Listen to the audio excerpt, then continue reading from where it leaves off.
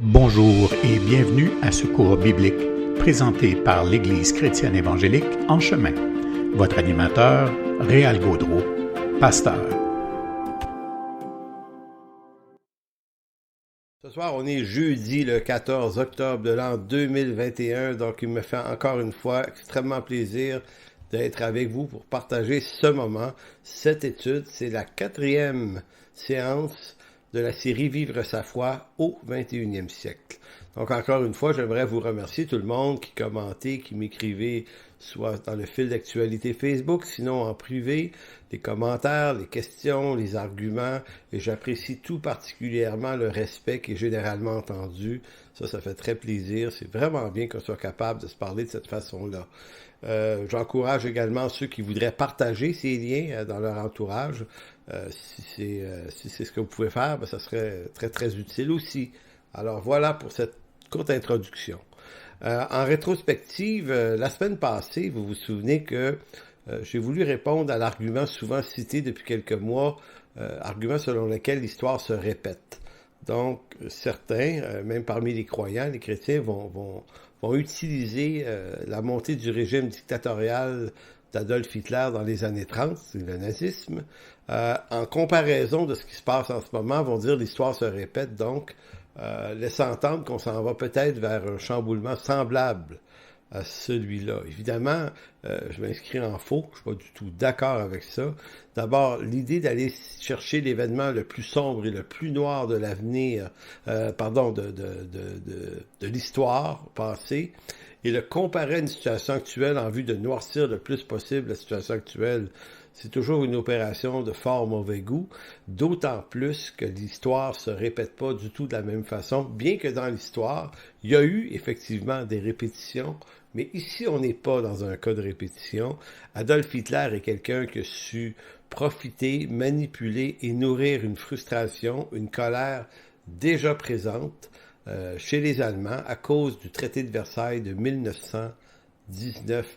Donc, ce que Hitler a fait, c'est pas de créer un mouvement comme celui-là, mais de profiter d'une vague.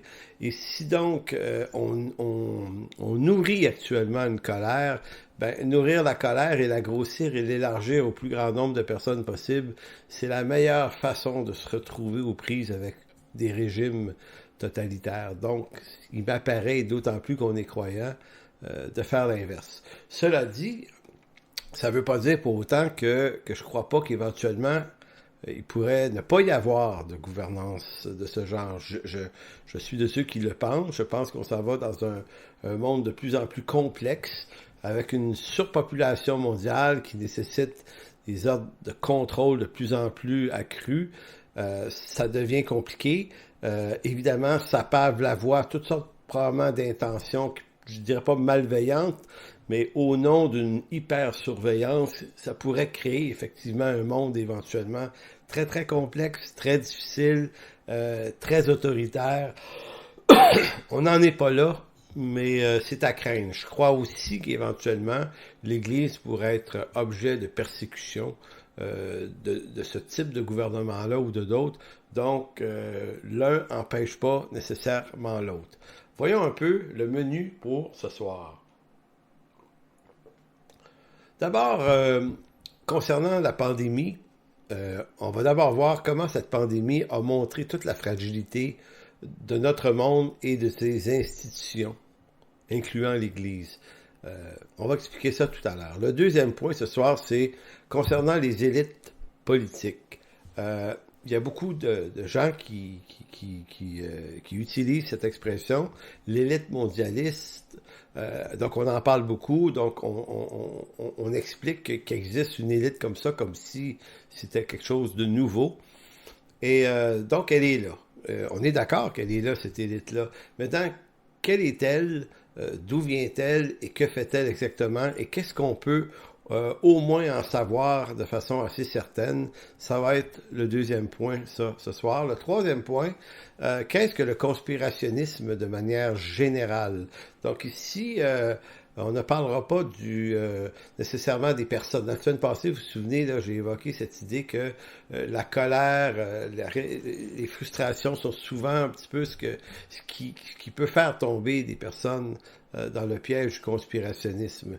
Cette semaine, on va plutôt regarder le conspirationnisme de façon générale, non pas avec la COVID et l'événement de cette année, qui l'exploite beaucoup, mais plutôt quels sont les mécanismes, comment ça réfléchit, ça, le conspirationnisme, comment ça se bâtit. Donc, on va faire une séance, pas une séance, mais une petite étude là-dessus ce soir. Et le dernier point, le 4e ce soir, ça va être quel est le rôle d'un chrétien dans un monde tel que le nôtre, c'est-à-dire celui-là au 21e siècle. Le titre de cette série, c'est « Vivre sa foi au 21e siècle ». Donc, on va aller voir certains éléments de l'Écriture qui nous montrent de quelle façon on doit vivre notre foi dans ce type de siècle qui est le nôtre. Il y en a eu d'autres siècles. Les chrétiens ont été capables de vivre leur foi dans ces siècles-là. Maintenant, nous, qu'est-ce que ça veut dire et qu'est-ce que l'Écriture peut au moins nous en dire? Bon, allons au premier point, une pandémie qui montre toute la fragilité de notre monde. Comme je l'ai dit en entrée de jeu, en introduction, toutes les grandes institutions politiques et sociales, économiques ont été mises à mal, à rude épreuve même. Vous avez remarqué, là, en écoutant les nouvelles, et elles ont été mises à mal par l'une des plus petites choses qui existent en soi, un virus de dimension nanométrique. Nanométrique, ça c'est la dimension du COVID-19. Vous savez, quand le vaccin est sorti, il s'est trouvé beaucoup de gens, notamment des croyants, des chrétiens, qui ont beaucoup exploité l'idée que, puisqu'on disait que le vaccin contenait des nanoparticules, ça voulait probablement donc dire que les nanoparticules étaient des substances quelconques, pouvant avoir un pouvoir quelconque, genre particules avec des composantes informatiques, électroniques, donc se laissant impressionner par la forme, nanoparticules, ça sonne énorme, ça, dans nos têtes, mais utiliser l'expression nanoparticules de cette façon-là, c'est montrer qu'on ne sait pas vraiment ce que ça veut dire, ce mot-là. Nanoparticule veut dire une particule qui est d'une taille nano. Le côté nano, ça nous parle pas du nom d'une substance, mais de la taille d'une substance. Donc, ce qu'on a fait quand on a fabriqué un vaccin, on a voulu attaquer un virus qui était de taille nanométrique, en l'attaquant avec un médicament qui soit nanomètre aussi. Donc, en d'autres mots, on attaque des chars d'assaut avec des chars d'assaut, des avions avec des avions. Eh bien, un virus comme celui-là, qui est de taille nanométrique, on l'attaque avec des nanoparticules. Pourquoi je vous dis ça? C'est parce que lorsqu'on fait des recherches un peu pour comprendre ce que c'est un nanomètre, ça, c'est une taille, ça. Mais laquelle? Maintenant, si vous prenez un mètre en bois, c'est à peu près ça de long, un mètre, et que vous le divisiez en 1 milliard de fractions, eh bien, la taille du coronavirus, c'est 1 milliardième d'un mètre. Ça vous dit à quel point c'est petit, est tellement petit que votre œil ne peut même pas le voir, et un télescope ou un microscope, tout à fait normal, non électronique, ne voit même pas ces particules-là tellement que c'est petit.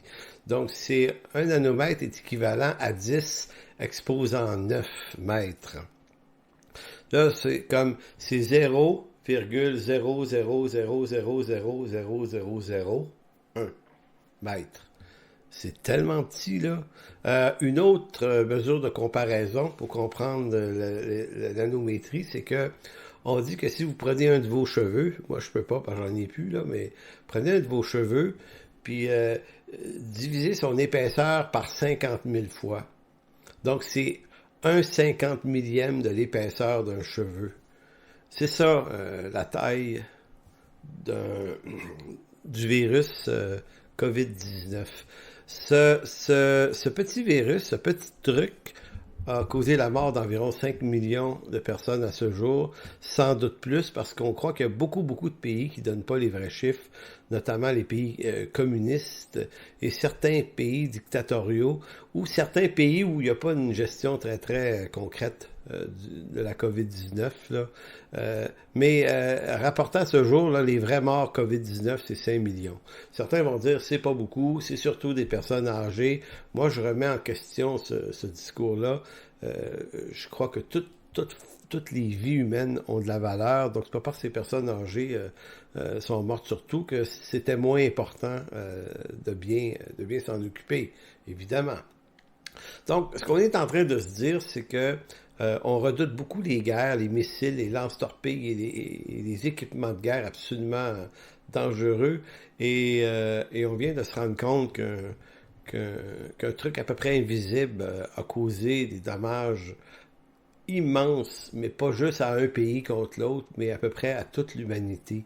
Ce qui a été fragilisé, en tout cas, bref, ça nous a montré à quel point notre monde est extrêmement fragile, puisque c'est le monde du commerce qui est affecté, le monde industriel, le monde du transport, le monde scolaire, le monde hospitalier, les gouvernements, le monde financier.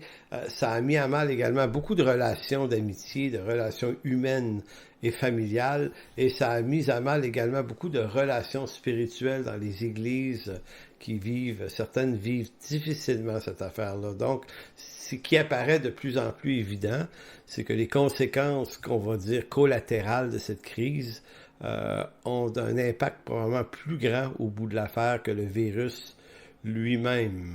Vous savez, notre monde est sophistiqué, hyper sophistiqué sur le plan technologique, et malgré ça, s'avère incapable de surmonter une crise pandémique sans mettre en crise ces institutions qui tombent les unes sur les autres.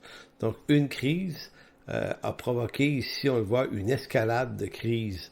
Et souvent, le domino là, qui s'est abattu sur les autres en premier, c'est le système hospitalier. Et des fois, on a de la misère à comprendre pourquoi notre système hospitalier n'arrive pas à soutenir ce genre d'affaires. Mais il faut comprendre que nos systèmes hospitaliers dans le monde sont configurés, parce que ça coûte extrêmement cher, c'est une des institutions les plus coûteuses de nos gouvernements, les hôpitaux. Donc, les hôpitaux sont bâtis en fonction qu'il n'y ait pas de pandémie. Ils sont faits pour gérer les statistiques quantitatives, c'est-à-dire que on sait exactement au Canada, en fonction de la population, combien il y aura de cancers cette année, combien il y aura de maladies coronariennes.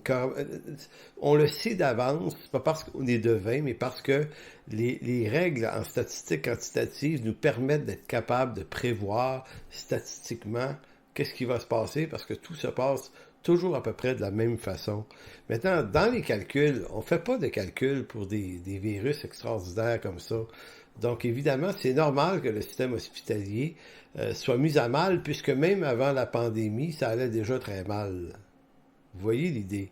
Donc, si cette institution-là a de la misère à résister pendant la pandémie, eh bien, pour la protéger, on a fermé d'autres institutions, on a réduit certaines libertés civiles, on a fermé les restaurants, par exemple, les bars, les centres d'achat, de plein de choses, pour minimiser l'impact que la pandémie avait sur les hôpitaux. Mais donc, en quelque sorte, si les hôpitaux ont de la misère à tenir le coup, c'est comme un domino qui est venu faire tomber tous les autres, et c'est ce qui fait que cette pandémie-là a montré la fragilité extrême de nos systèmes, de nos institutions. Ça a montré également la fragilité de l'Église. Cette crise nous secoue et nous oblige tous à réfléchir. Elle nous expulse hors de nos lieux de tranquillité, de confort chrétien, et nous force à faire des choix qu'autrement nous n'aurions pas fait et pour lesquels nous n'étions aucunement préparés. Des fois, j'ai l'impression que l'Église, c'est comme les hôpitaux. Elle n'a pas prévu que ça pouvait arriver. Donc, un coup, ça arrive, on est un peu désorganisé, puis on ne sait plus quoi prendre comme décision, parce qu'on doit résister au gouvernement, se soumettre, désobéir, ou prendre un côté underground, voyez-vous, on n'a pas à s'en sentir mal. Écoutez, on s'organise jamais pour le chaos, on s'organise toujours en pensant que ça va bien se passer. Donc, la grande question pour nous qui sommes chrétiens n'est pas tant de savoir ce que nous devons croire ou non au sujet de la COVID, mais c'est plutôt comment on doit réagir en tant que citoyen des cieux, parce que c'est ce qu'on est d'abord et avant tout. Donc, c'est toute la dimension de la foi, je pense, qui est importante à encourager, à se rappeler dans des moments comme ça.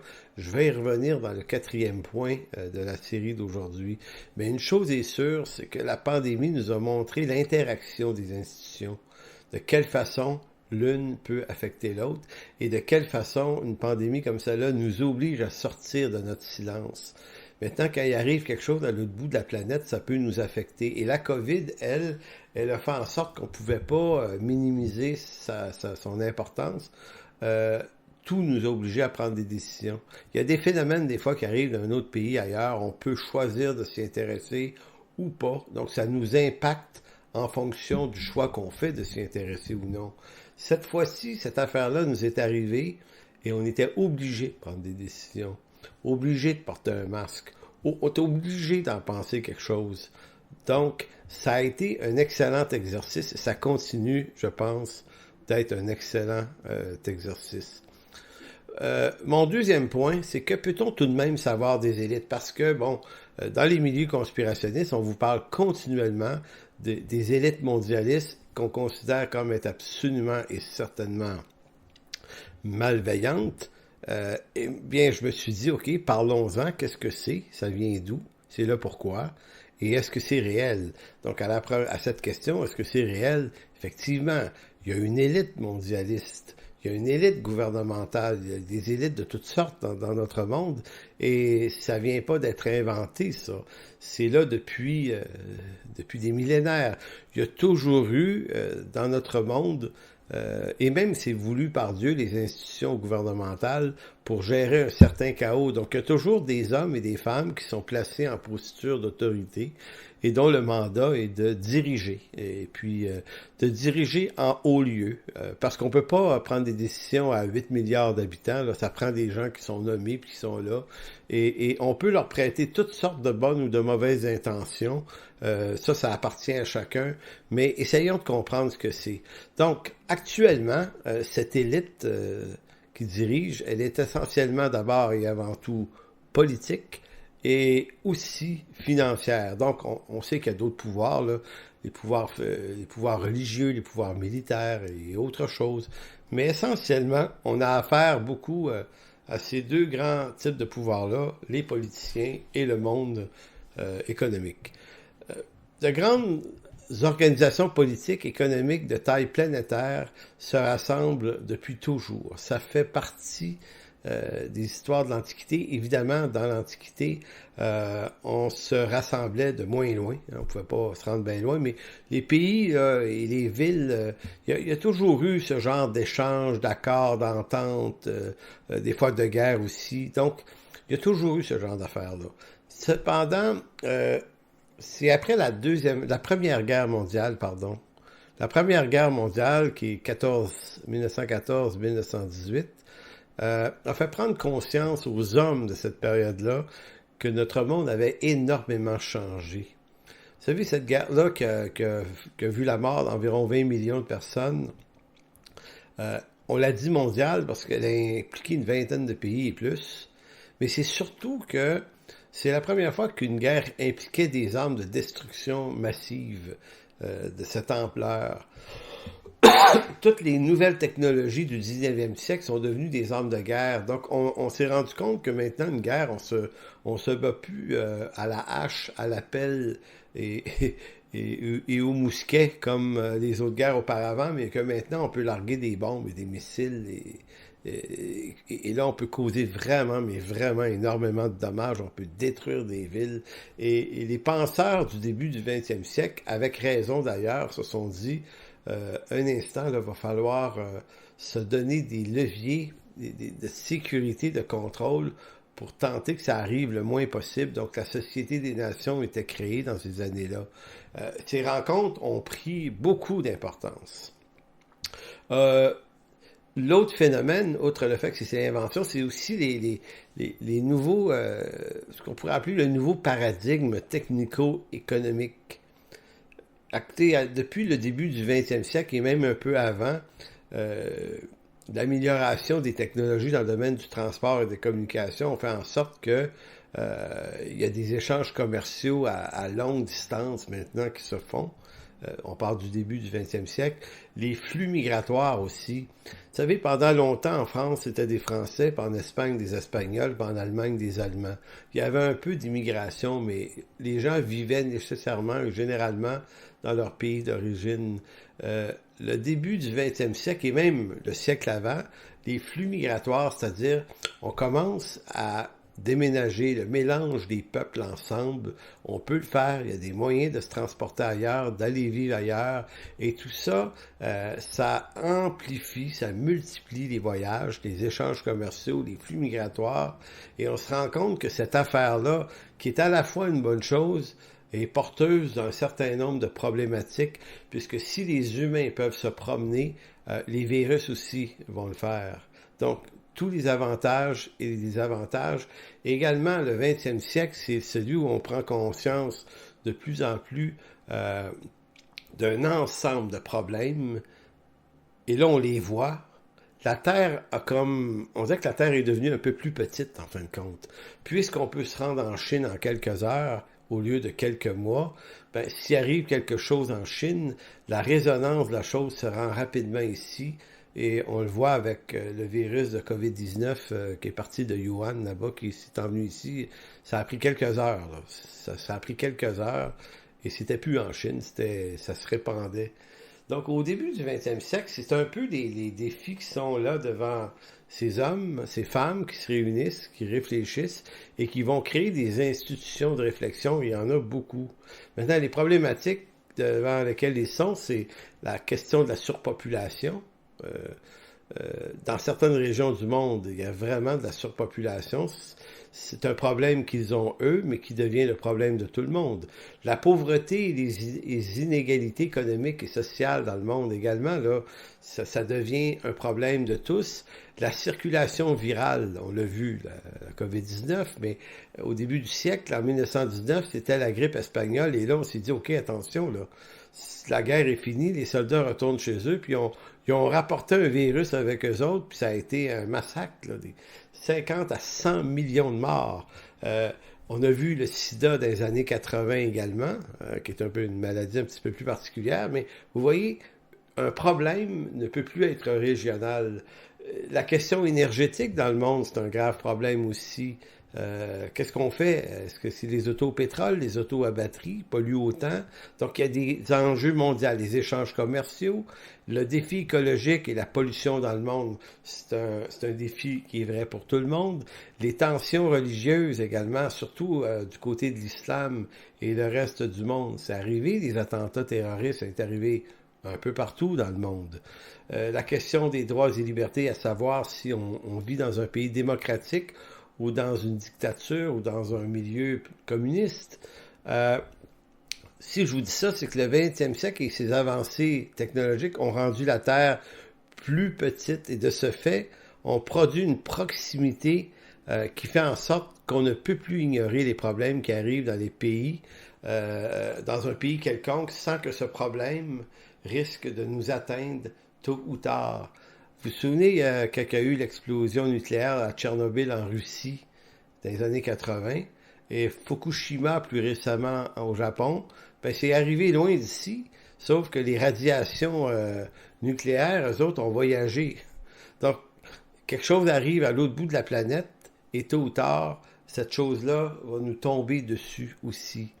Ça explique pourquoi au 20e siècle, on a créé une multitude d'organisations internationales vouées à la gestion de tous ces types de chaos potentiels. Maintenant, quand vous vous intéressez aux phénomènes de ces organisations-là, c'est là que vous allez voir une certaine élite qui prend autorité sur des situations et qui va donner des réglementations. Maintenant, c'est facile de penser que cette élite-là, elle est surtout malveillante, alors que probablement que les intentions premières sont bienveillantes. Moi, c'est ce que je pense aujourd'hui.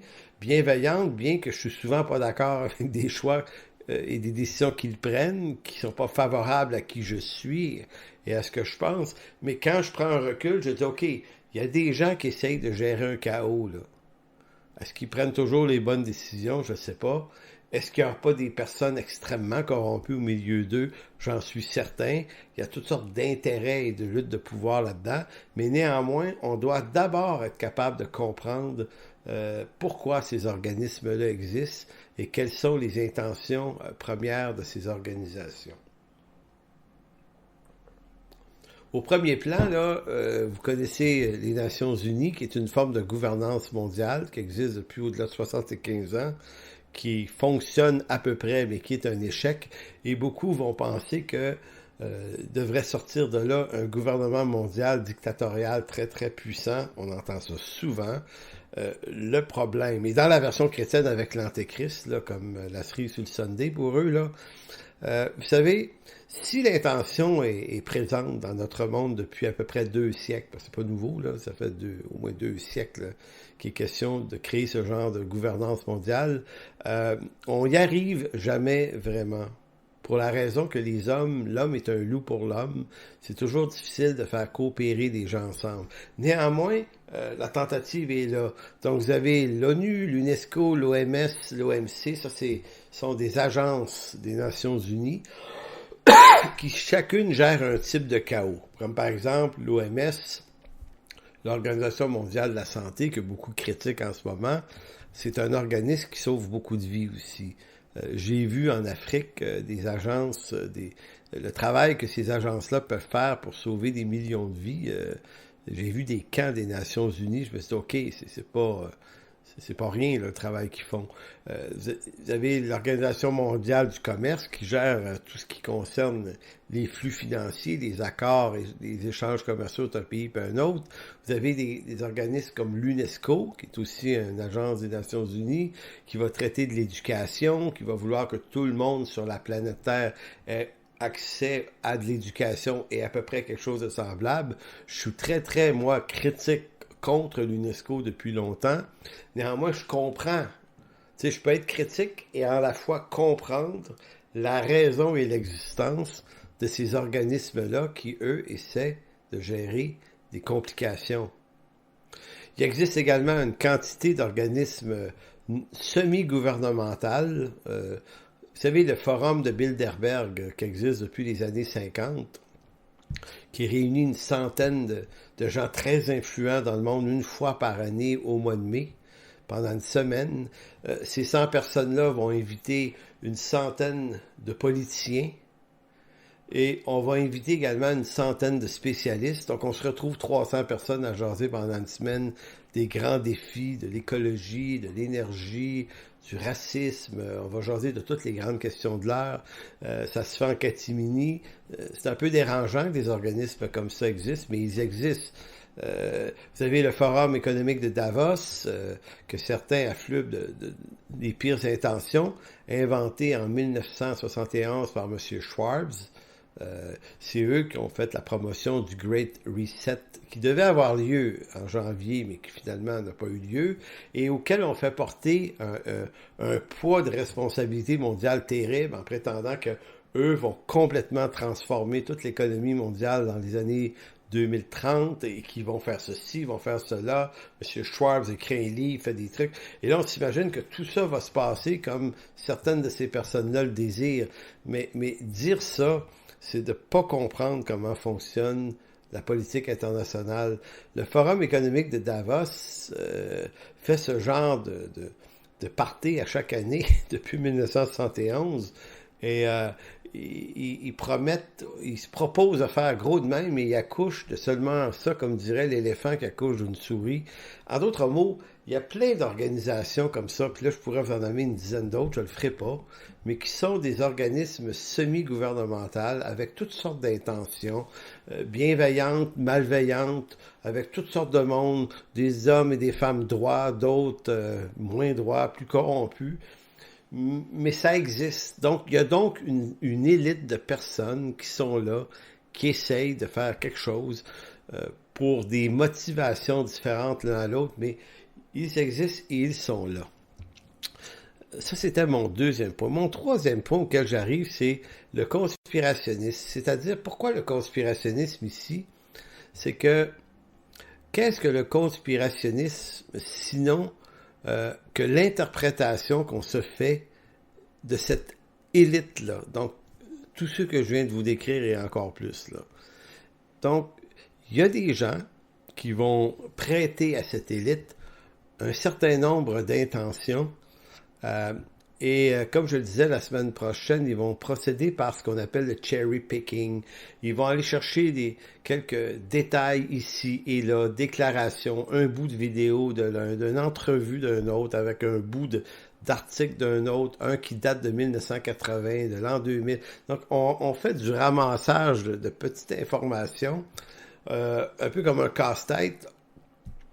Et c'est comme s'il y avait un casse-tête, mais il manquait la plupart des pièces, mais il y avait quelques morceaux. Et là, le conspirationniste en herbe, ce qu'il va faire, lui, c'est qu'il va imaginer le vide.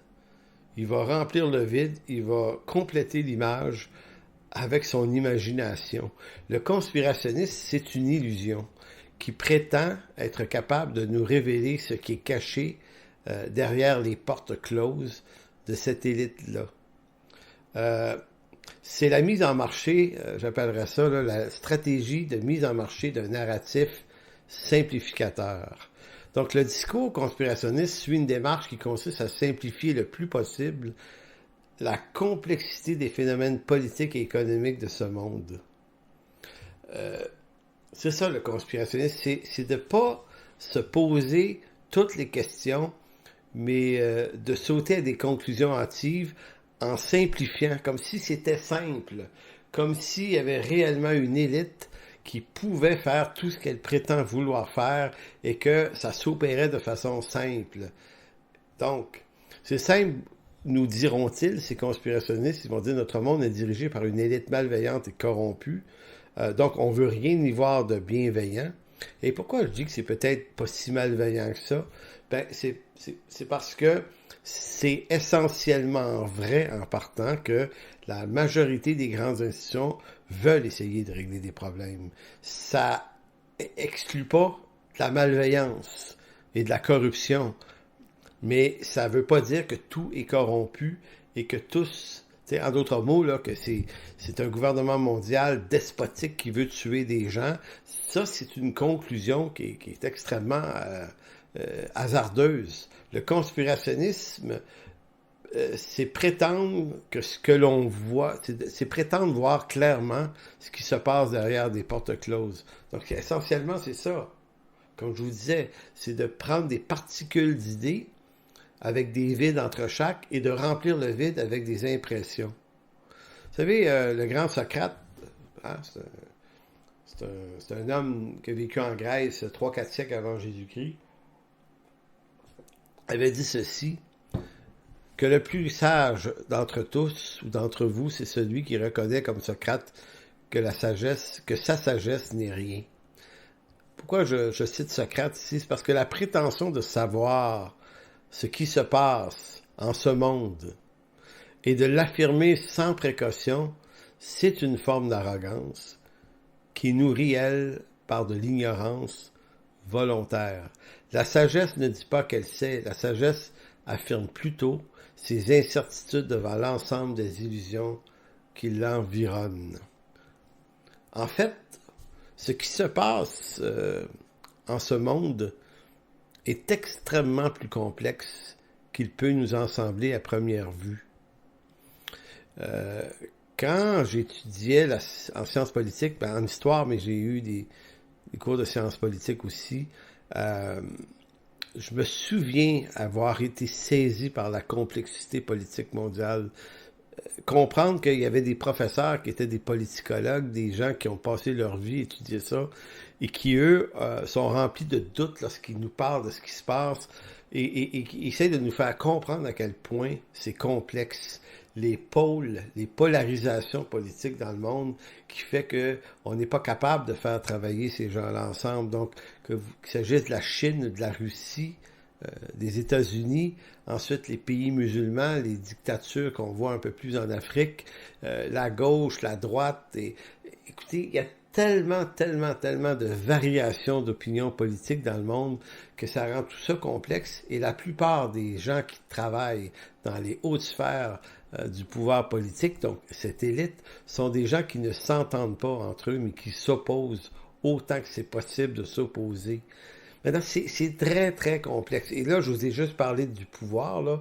Imaginez les flux financiers à travers ça, toutes les opérations d'affaires, les stratégies militaires dans ça, les jeux de pression sous la couverte.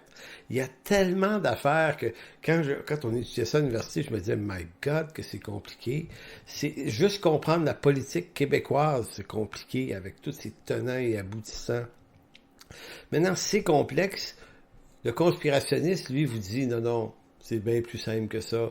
Je vais vous le dire, moi, comment ça marche. Et là, c'est de bâtir un narratif qu'on dit plus vrai que le narratif médiatique. On dit, les médias, ce qu'ils vous rapportent, là, c'est des mensonges, c'est des faux fuyants, c'est une invention, c'est de l'illusion. Moi, je vais vous dire ce qui se passe vraiment. Écoutez, c'est fascinant, là. C'est fascinant qu'on puisse croire ça. Si on est au courant que c'est immensément plus complexe. D'ailleurs, la complexité, c'est le talon d'Achille du mouvement complotiste, qui est un mode d'interprétation qui favorise la simplification à outrance plutôt que l'examen minutieux des faits. Une illusion, qu'est-ce que c'est une illusion? Ben, c'est une perception de la vérité, mais qui est faussée par des éléments cachés qui trompent nos sens. Tu sais, c'est un peu comme de la magie là, que font les illusionnistes, très divertissant d'ailleurs, mais ils vous font croire à quelque chose, ils créent une illusion visuelle, et vous tombez dans le panneau parce qu'il y a quelque chose de caché qui se passe, mais ça, vous ne le voyez pas. Donc, le conspirationniste, c'est l'art de vous dire... on va vous expliquer ce qui se passe, ce qui est caché. Nous, on est des spécialistes des choses cachées. Donc, c'est comme si le but d'illusion, donc le complotisme interprète ce qui est soi-disant caché, mais ça l'est caché pour eux aussi, mais eux, ils prétendent en avoir une riche connaissance, mais leur connaissance est jamais exhaustive, elle est toujours en vertu du cherry picking, je retiens encore ce mot pour dire qu'on a pigé des détails, des micro-détails, des micro-déclarations qu'on sort de leur contexte. On a bâti un narratif avec ça, et il y avait plein de vides entre les choses, on a rempli ça de ce qu'on désire y voir. Donc là, c'est le fantasme de l'accusation qu'on porte qui finit par faire le reste du narratif. Le complotiste dira « la vérité vous est cachée » et ce que les médias vous présentent, c'est une fabrication faite de toutes pièces. C'est une illusion. Donc, on nous dit que l'illusion est dans ce qu'on regarde dans les médias. Et en passant, les médias nous trompent aussi, on le sait bien. Eux autres, ils ont un job à faire, de faire de la pub, de rendre ça sensationnel. Mais ils sont pas nécessairement en train de nous dire de la fausseté nécessairement mur à mur. Donc, eux aussi n'ont pas si on veut, la toile complète, mais ils tentent de nous donner le mieux possible. Donc, par exemple, une crise comme celle-ci, on a de l'information médiatique, on a de l'information des gouvernements, on a de l'information de toutes sortes de spécialistes. Tout ça, là, ensemble, c'est ça la réalité. Mais le complotiste vous dirait non, ça c'est la tromperie, c'est l'illusion. Ce qui se passe vraiment, c'est beaucoup plus complexe, non pas beaucoup plus complexe, c'est caché, et voici ce que c'est. Donc, en réalité, la véritable illusion, je pense, moi, est plutôt dans le fait que les complotistes se disent assez compétents pour nous parler de ce qui est caché. Donc, eux diront que l'illusion, c'est ce qui vous est révélé dans la réalité. Moi, je pense que la vraie illusion, c'est ce qu'eux prétendent savoir de ce qui est caché. Et je vais vous donner un exemple fascinant de cette affaire-là.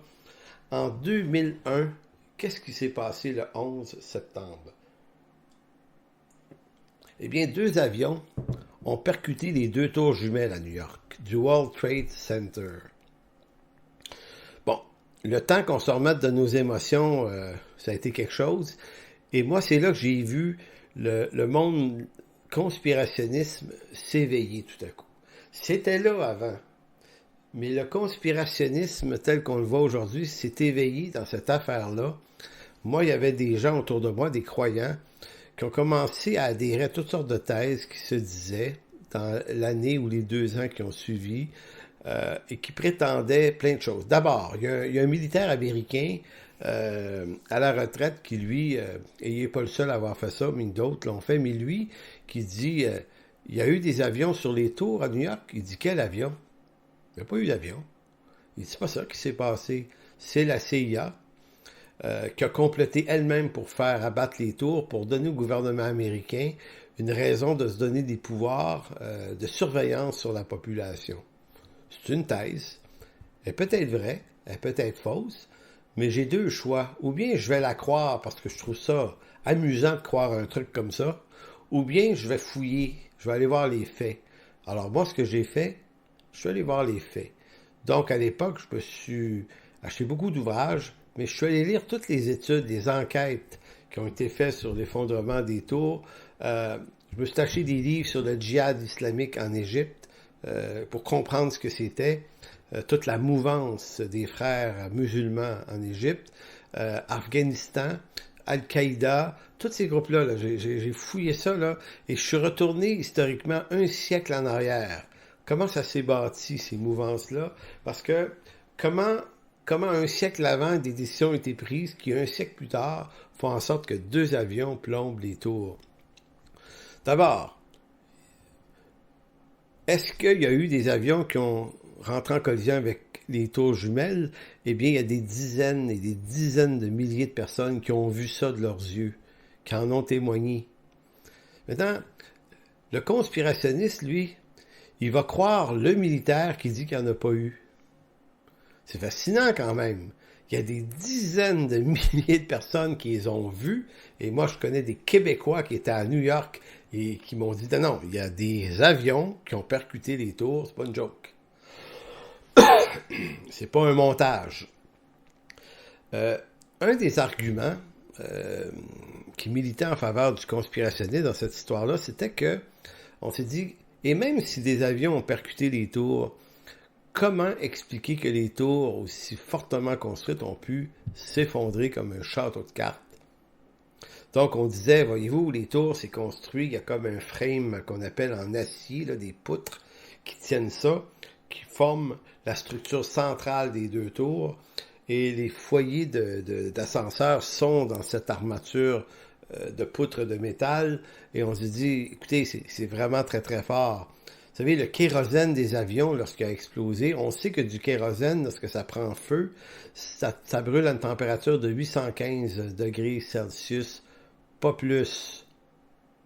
Et l'argument, c'était, le fer des poutres, lui, pour fondre, il faut qu'il soit chauffé à 1482 degrés Celsius.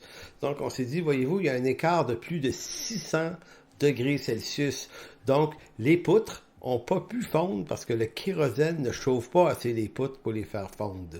Donc, c'était un argument en apparence. On se dit, ouais, c'est vrai, ça fait un certain sens. Mais en réalité, c'est un faux argument puisque des métallurgistes sont venus au secours de ce faux argument-là en disant, attention, il est vrai que le kérosène brûle à 815 degrés, sauf qu'il s'affaiblit et ramollit à partir de 800 degrés. Donc, les poutres n'avaient pas besoin de fondre pour s'effondrer. Ils avaient juste besoin de ramollir suffisamment pour perdre leur capacité à tenir le poids de tous les étages au-dessus. Et arrivé à 800 à 900 degrés, les poutres étaient suffisamment trop chaudes. Le fer a ramolli, on dit un peu comme de la guenille, et ça s'est effondré. Donc, ça explique pourquoi les tours sont tombées comme ça. Et il n'y avait pas de bombe à chaque étage qui montrait pourquoi il y avait des sorties de coups de vent à chaque étage. C'est l'effet accordéon qui était évidemment facile à comprendre. Moi, je me suis tapé des dizaines, des centaines, des milliers de pages là-dessus. Et tout ça est apparu très logique. Et je retournais voir mes amis conspirationnistes pour leur dire, je pense que tu n'as pas compris ce qui s'est vraiment passé, là. Et lorsque tu essaies d'expliquer des faits démontrables, clairs et nets, le conspirationniste a pour instruction de ne pas vouloir les entendre.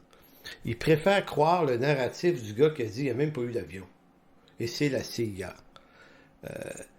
Je vous donne cet exemple-là pour vous montrer à quel point le caractère complotiste se construit sur l'appréciation des mythes faciles. Donc, la simplification à outrance à contrario d'une recherche des faits. Et quand le complotiste cherche des faits, ben, il ne peut qu'essayer d'en trouver qui corroborent ce qu'il préfère croire. Donc le complotiste, lui, regarde les dirigeants de ce monde comme une clique d'amis qui coopèrent à un plan de réingénierie mondiale qui se déroule sous nos yeux, selon lui, avec une élégante harmonie. Tout est planifié, tout marche, ça fonctionne. Mais dans la réalité, le projet de mondialisation est un chaos causé par l'esprit de compétition. Depuis un siècle qu'on essaie d'organiser le monde dans une certaine gouvernance mondiale et depuis la SDN de 1919, ça ne fonctionne pas et on sait pourquoi. C'est à cause du cœur de l'homme, de sa gestion du pouvoir, de son amour du contrôle. L'orgueil de l'homme fait en sorte que si vous mettez deux ou trois ou quatre hommes puissants, détenant beaucoup de richesses et de pouvoir, et vous leur demandez de s'entendre ensemble, ben, ils vont s'entendre un petit bout de temps, mais ça sera pas long qu'ils sont destinés à s'engueuler, à se prendre, à vouloir se contrôler l'un l'autre. Donc, c'est comme ça. Et ça, c'est juste une petite fraction de la complexité. L'apôtre Paul nous dit dans sa lettre à Tite que le monde pécheur, il le décrit comme ça, il dit « Car nous aussi, nous étions autrefois insensés, désobéissants, égarés, asservis à toute espèce de convoitise, de volupté, vivant dans la méchanceté et dans l'envie digne d'être trahis, nous haïssant les uns les autres. » Tu sais, Paul le décrit bien. Ce qui est au cœur de l'homme, là, ce qui est au cœur de l'homme, c'est la convoitise, c'est la volupté, c'est la méchanceté, c'est la haine. Ces données-là, elles disparaissent pas tout à coup parce que des hommes auraient l'intention de bâtir un plan hyper malveillant contre le monde. Donc, c'est pour ça que je dis que le conspirationnisme, ça prend énormément de foi, mais surtout beaucoup de naïveté pour y adhérer complètement. Maintenant que j'ai dit ça, je suis pas en train de dire que des complots, ça n'existe pas. Il y en existe plein. La CIA a fait plein de magouilles croches dans les pays d'Amérique du Sud dans les années 50-60. Ils le font encore probablement. Les Russes font la même chose, les Chinois. Donc, on est dans un monde de comploteux puis de contrôleux et tout ça montre à quel point il y a une désunion entre les grandes forces mondiales. Donc, c'est pas demain la veille. Et là, certains vont dire, oui, mais l'Antéchrist, lui, il va y arriver. Écoutez, ça, c'est une interprétation de l'Écriture. À chaque fois que j'entends des gens parler de ça, je vois quel fuseau d'interprétation et de règles d'interprétation qui se donnent pour arriver à bâtir ce narratif-là. Il est clair pour ceux qui veulent le considérer clair, mais d'autres compréhensions théologiques, je crois, expliquent beaucoup mieux ces textes-là. Et c'est pas la peur de voir un antéchrist se lever qui amène d'autres interprétations, c'est juste de comprendre que l'Écriture nécessite peut-être une étude extrêmement sérieuse de ces textes dans le respect de ces contextes réels. J'en arrive à mon quatrième point. Vivre sa foi dans ce monde. Vivre sa foi au 21e siècle en sachant que notre destinée éternelle est déjà assurée sur une nouvelle terre et de nouveaux cieux n'exclut pas pour autant que nous devons ignorer ce qui se passe dans ce monde, de comprendre les défis et de faire partie de la solution. Bien que nous soyons des citoyens d'un autre royaume, nous vivons dans ce monde en tant que citoyens d'un État dans lequel nous devons jouer un rôle. Alors, quel est le rôle d'un croyant? Là, après avoir expliqué les complexités politiques, économiques de ce monde-là et le chaos que tout ça engendre, quel est le rôle d'un enfant de Dieu, d'un chrétien? Et ce, quel que soit le moment de l'histoire ou quel que soit le régime en place. Très important de dire quel que soit le régime en place. Dans l'histoire de l'Église, des chrétiens ont été capables de survivre à des empires, l'Empire romain notamment, puis ont été capables de vivre à la fracture de cet empire en de multiples petits pays par après, certains avec des régimes extrêmement autoritaires, antichrétiens et d'autres non. Le christianisme est passé à travers toutes sortes de crises, à travers des grosses pandémies comme la peste bubonique aussi, 12 ou 13e siècle environ. Elle a vécu à travers des révolutions, des changements de régime. Elle a vécu sous des royautés douces et des royautés très autoritaires aussi. Aujourd'hui, le christianisme en Occident vit sous un régime politique. Aujourd'hui, c'est pas le capitalisme, mais la démocratie, tiens. Et d'autres dans le monde, des frères, vivent dans des pays communistes. C'est-à-dire que le christianisme est capable de survivre à n'importe quel régime politique, et c'est pas le régime politique qui va lui donner d'avancer le plus. Vous savez, en Occident, on est dans un régime politique où on a beaucoup de liberté, hein, beaucoup de droits. On a le droit d'avoir des églises. Elles sont protégées par l'État, nos églises, voyez-vous. Et tous ces droits et libertés ne favorisent pas tant que ça l'avancement de l'Évangile, puisque, je le répète souvent, c'est en Occident, dans les pays des droits et libertés, que l'Évangile avance le moins. Dans la Chine communiste, je lisais des rapports il y a quelques années où on parlait de 15 à 25 000 conversions quelquefois par jour en Chine. Évidemment, sur 1,4 milliard, vous me direz, mais c'est beaucoup, beaucoup, beaucoup de conversions, ça. Donc, et c'est un pays communiste. Donc, le christianisme survit très bien, même en milieu communiste, où c'est dangereux d'être chrétien. Tout ça pour dire que, quel que soit le régime politique dans lequel on se retrouve, et si le christianisme devait perdre les avantages du système démocratique en Occident et devait se retrouver dans des régimes plus autoritaires, ça n'empêcherait pas l'Église et l'Évangile de progresser, puisque les portes de l'enfer même ne peuvent pas prévaloir contre cette Église. Donc, quel est donc le rôle du chrétien, quel que soit le régime? Puis l'apôtre Paul nous décrit comme des ambassadeurs de Christ, des ambassadeurs, des agents de réconciliation. Donc, on a un rôle qui est d'annoncer l'Évangile, qui est le mode de réconciliation entre Dieu et l'homme. Dans Éphésiens 2,19, Paul va dire, « Vous êtes citoyens des saints, vous êtes des gens de la maison de Dieu. » Donc, notre principale et première citoyenneté, c'est celle des cieux. Mais, comme j'ai dit, on est tout de même des citoyens d'un pays. Donc, dans 2 Corinthiens 5,10, Paul va affirmer, « Nous faisons donc les fonctions d'ambassadeurs. » Ambassadeur, presbéo, qui vient du mot presbytéro, ancien. On a un rôle d'ancien. Mais ici, dans le contexte, on comprend que fonction d'ambassadeur pour Christ, comme si Dieu exhortait par nous, nous vous en supplions au nom de Christ, soyez réconciliés avec Dieu. Donc, c'est intéressant, ces deux postures-là, citoyens, gens de la maison de Dieu, et ambassadeurs en ce monde, comme représentant de Christ. Donc, vous savez ce que c'est un ambassadeur? C'est quelqu'un qui représente son pays dans un pays étranger, comme par exemple l'ambassadeur du Canada aux États-Unis, est représentant du Canada auprès du gouvernement américain, mais lui n'a pas intérêt à se mêler des questions politiques des États-Unis. Ça ne le regarde pas. Ça ne veut pas dire qu'il n'en pense rien, qu'il n'y a pas d'opinion, mais il n'est pas là pour exposer ses opinions, quoi qu'arrive. Donc, l'ambassadeur du Canada là, à Washington, là, il n'était pas pro-Biden ou pro-M. Trump. Il était pro-silence là-dessus. L'ambassadeur ne se mêle pas des questions politiques du pays qu'il reçoit, parce que son jeu à lui, c'est d'être plutôt représentant des valeurs de son pays auprès de ce gouvernement. Donc, Paul nous prête ce rôle. Vous et moi, nous représentons le royaume du Seigneur Jésus-Christ en ce monde perdu et sans espoir.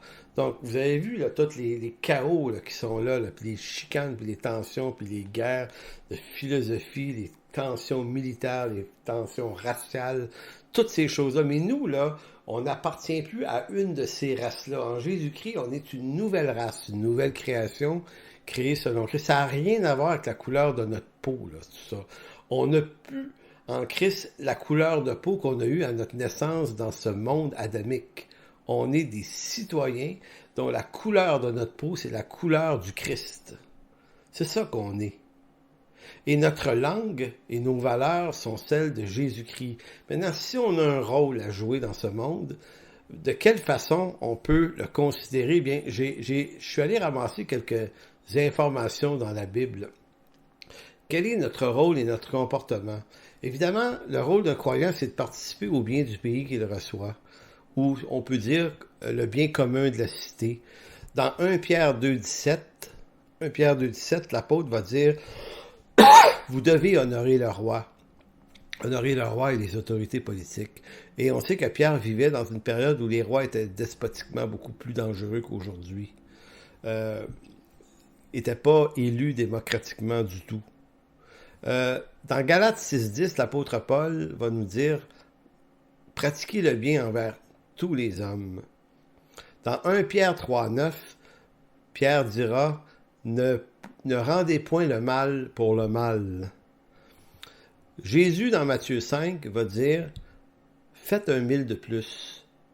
Si quelqu'un veut ton manteau, donne-lui aussi ta tunique. » Matthieu 5, dans les Béatitudes.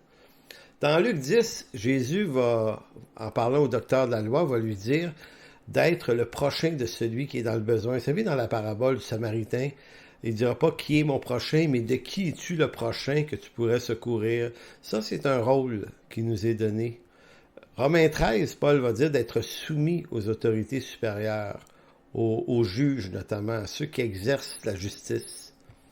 Dans 1 Timothée 2,2, Paul va dire « Priez pour les rois et pour tous ceux qui sont élevés en dignité afin que nous menions une vie paisible et tranquille en toute piété et honnêteté. » Quand Paul écrit ça, là, il est dans un autre monde que le nôtre. Et quand j'ai vu des chrétiens souhaiter quasiment des soulèvements politiques aux États-Unis, au Capitole, j'ai eu peur parce que je me disais, ces croyants-là comprennent pas le danger de la chose. Quand Paul dit, là, face à ceux qui nous dirigent politiquement, quels qu'ils soient, gardez-les en prière parce que la paix que vous avez, la tranquillité, ça vaut de l'or. Quand il y a des renversements de gouvernement puis des guerres civiles qui se lèvent dans un pays, c'est une des pires affaires qu'un peuple ne peut pas subir. Parlez-en aux Rwandais qui ont vécu le fameux génocide des années 94. Écoutez, on ne peut pas, en tant que croyant, adhérer à n'importe quoi, même si c'est des choses qui feraient plaisir à notre chair. Dans Matthieu 22, 21, Jésus va dire « Rendre à César ce qui est à César », en concernant les impôts. Éphésiens 4, 28, Paul va parler de ne point dérober, donc de vivre dans la droiture et d'être un témoignage d'honnêteté en ce monde.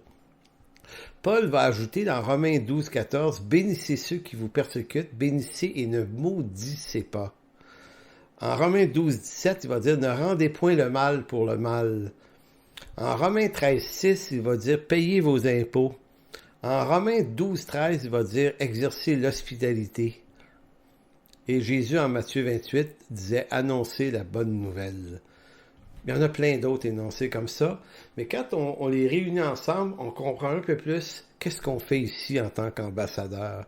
Donc, aucun texte du Nouveau Testament invite à se mettre en querelle, en conflit avec les gens de ce monde, ou en opposition avec les autorités des gouvernements de nos pays, sauf si elles nous défendent de parler du nom de Jésus. C'est le point de rupture. Maintenant, ça ne s'est pas produit, ça, cette année. Il y a eu des restrictions sanitaires qui ont été imposées à tout le monde, mais c'était pas le message de l'Évangile. Même si vous dites, on ne peut pas se rassembler dans nos églises. Oui, mais ce qui était visé, c'était pas l'Évangile ni le nom de Jésus, c'était les rassemblements. Donc, il fallait être un peu plus créatif pour être capable de s'occuper de nos communautés. Vous savez, aucun texte nous dit de résister. En fait, le verbe résister est utilisé 2 fois, là, dans 1 Pierre 5, 9 et dans Jacques 4, 7. Et les 2 fois où il nous est dit de résister, c'est de résister au diable. Donc, il y a une posture qui est assez clairement, je ne sais pas ce qu'il faut dire de plus pour vous pousser la comprendre mieux, mais la posture, c'est celle d'être des gens paisibles. Donc, bien que les gouvernements et les gens de ce monde puissent, quelquefois, dans certains endroits et à certains moments d'histoire, ont agi comme des ennemis de la croix, l'Écriture n'enseigne pas aux croyants à traiter en ennemis ceux qui nous traiteraient en ennemis, mais à les aimer et faire le 1000 de plus.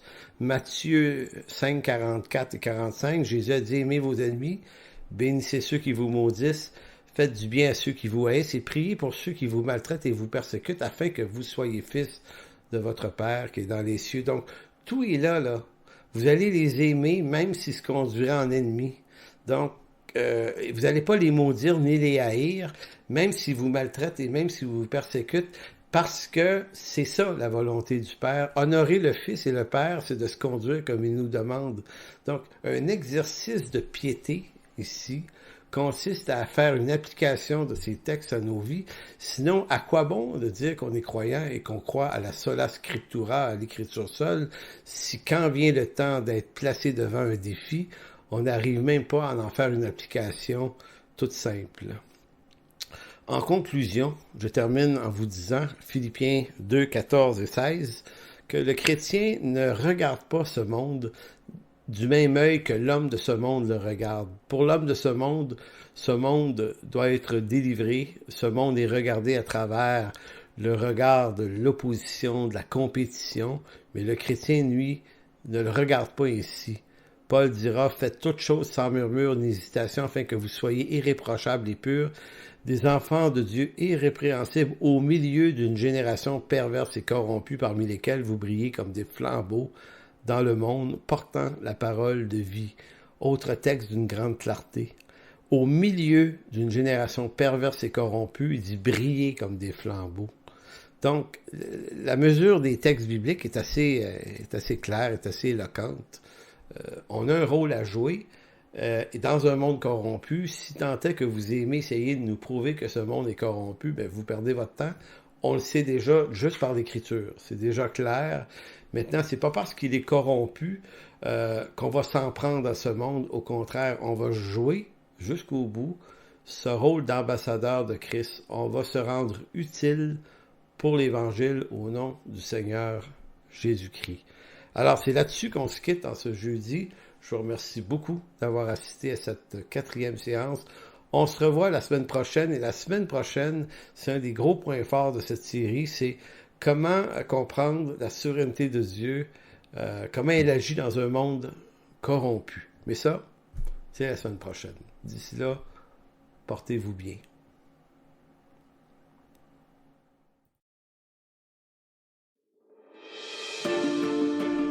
Pour toute information, n'hésitez pas à communiquer avec nous à info@église-en-chemin.com.